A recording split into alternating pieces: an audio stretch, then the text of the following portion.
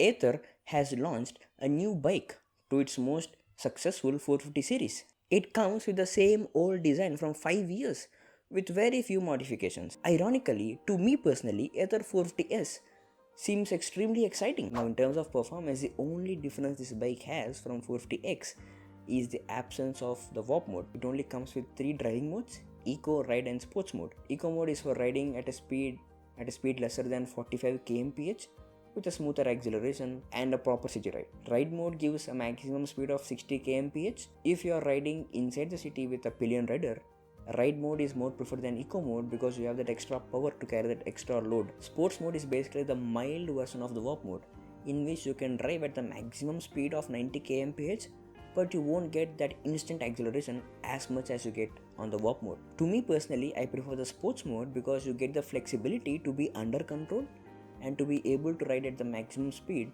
if the roads are vacant. By the way, what is your favorite driving mode on Ather? Is it the warp mode or is it something else? Please do let us know in the comments below. Now, in terms of range, Smart Eco gives a range of 90 kilometers of true range on this bike. Of course, the certified range on this bike is close to 115 kilometers. It means that if you can optimize your driving pattern, you can get more range than the 90 kilometers of true range. We have experimented a lot of stuff on this, and we have curated all our learnings in this video, where we have spoke about 3 to 4 tricks that will immensely impact the range from your EV. You would love the video. It's right over here. Right here, you see, right here. Don't get a touchscreen dashboard, and that is a very bad news. I mean, who wanna use an Ather without a touchscreen in 2023, right? Along with that, you're gonna lose a lot of features. First thing, you can't set up navigation from your dashboard. You had this feature that you can search for location and set navigation right from your dashboard screen. You can't do that on this. Even though you get a navigation on this dashboard, it won't be like the Google Maps. It won't be the actual map on the dashboard. Instead, you'll have navigation in the small little box in the right corner of the screen, which basically has a few directions to say. You can't save the driving license and RC on your dashboard anymore. Okay, now basically this bike comes at a lesser range. Dashboard is not touchscreen, you won't get the Google Maps. It basically comes with extra large buttons, a button for reverse gear, auto hold, coasting regeneration, a couple of software features. Is it even worth it? You see, practically, Ather 450S has almost everything that most of us need. We all get EVs for various different reasons. For example, if you define a shorter distance as 40 kilometers, longer distance as 60 kilometers, and if you sort of put it into buckets, you get these 3 buckets: frequent short distance ride and no long ride, frequent short distance, occasional long ride, frequent long rides. If you're in the first bucket, Ather 450S is for you. You're gonna love this bike and you won't regret it. You will spend around 1.3 lakh on this bike and you can save on your daily fuel costs, and you would enjoy a very comfortable, peaceful ride on this bike. If you are in the second bucket, I would still recommend you with this 450S because for those occasional longer rides, you have the fast charging stations anyway, and you can have a smartphone stand to compensate for that 40k extra expenditure on 450X. Because to be honest, from my experience of having this dashboard navigation, it is always glitchy and buggy.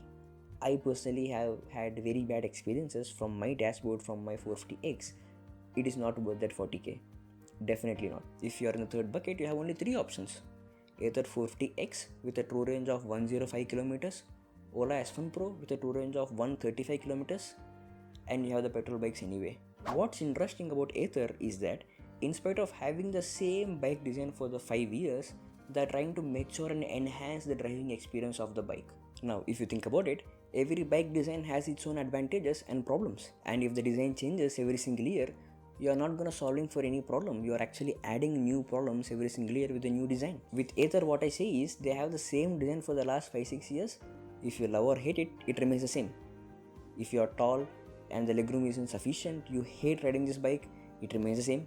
If you love riding Ather, it remains the same. But this year, what is gonna change is if you love Ather, you're gonna have an amazing driving experience with all these new features. These are gonna actually impact your everyday driving experience, which is a really good thing.